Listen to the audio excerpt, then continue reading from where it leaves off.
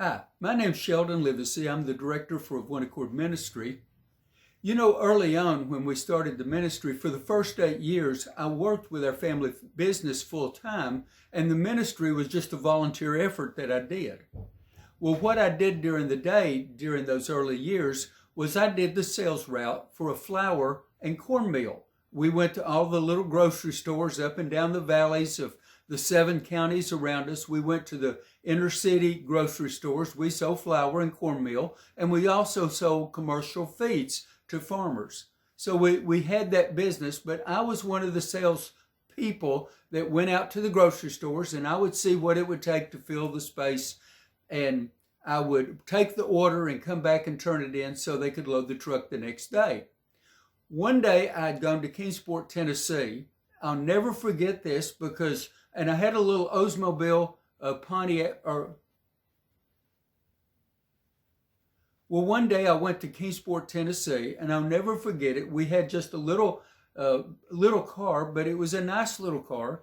But coming down the road, it was very busy that afternoon. It was probably about 3 to 3:30, and I had taken orders from all of the stores, and I was coming back to turn those orders in before I went home.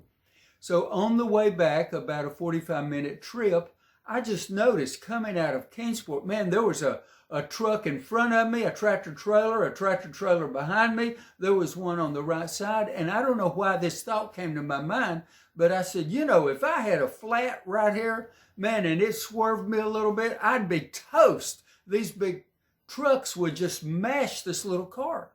And I remember having that thought. It was just a busy time, but it was one of those unique times where there's a truck in front of me, behind me, and on the side of me. So anyway, I get back to town. I go back to the mill. I turn in my bills for the day so that I can go home. I pulled up in my driveway at home, and before I could get out of the car, flop! What had happened? I'm used to something happening maybe to a tire or even a wheel, but the whole wheel assembly of this little car had just come off. It just fell off, and the front end of the car went down. Now, friends, if I was going up the road, and God helped me understand this, and that accident had happened right at that time, and a tractor trailer behind me that had been pushed by cars would have run over me. There wasn't any place to go. Nothing could have been done.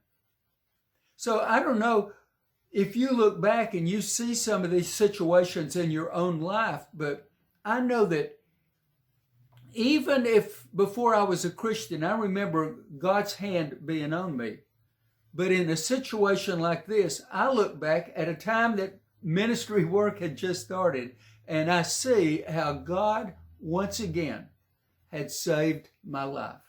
So I am so grateful to the Lord, who many times I've been in places like that, and He has brought me through because He has work for these hands to do. Now, friends, I'm not calling attention to these hands because He has work for your hands to do as well. So let's be busy about His work and give Him the praise and the glory and tell those stories of when He has intervened and shown Himself real and powerful in our lives. God bless you. Thank you for letting me visit with you today, and you have a great day.